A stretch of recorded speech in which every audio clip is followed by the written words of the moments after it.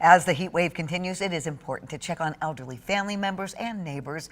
You also want to make sure you're protecting your skin while you're outside. 13 on your side's Julia Gorman joins us now with how to keep yourself and those around you safe.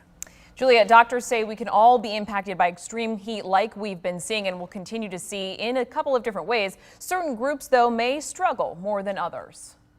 With no major cool down in sight, the current heat and humidity may be starting to feel like they'll drag on forever. Don't forget cool showers, even if you don't have air conditioning, cool showers and baths. For certain groups in our community, like the elderly, these conditions can be more challenging. As we age, a lot of things change in our physiology, so we don't sweat as easily as we do when we're young. And our total body water is also lower. It's even more important as you're getting older to stay hydrated. A good idea to check on our older friends and family members. Dr. Robert Gildersleeve says you can help them hydrate with more than just water. But also electrolytes, things like Pedialyte, and avoiding things like caffeine and alcohol. In general, it's a good idea right now to wear lightweight clothing like cotton and in light colors. Cover windows that get sunlight to cut down on heat getting inside your house. And board-certified dermatologist Dr. Mallory Joseph says think about your skin, too. SPF 30 basically increases the amount of time that you can be out in the sun before burning prior to application, effectively. So the higher the number, the greater the protection.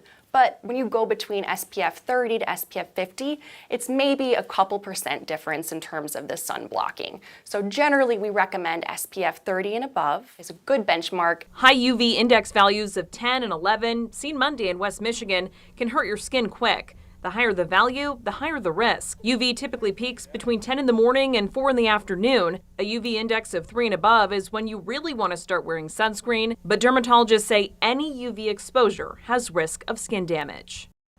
Also, keep this in mind, sunscreen does expire, so maybe check what's in your cabinet, pay attention to the expiration date. You also want to store it in areas that don't get too hot because that can degrade the product. The UV is forecasted to be somewhat lower over the coming days as clouds and showers move in, but you want to always be wearing sunscreen regardless. Julia. Great advice. Thanks, Julia.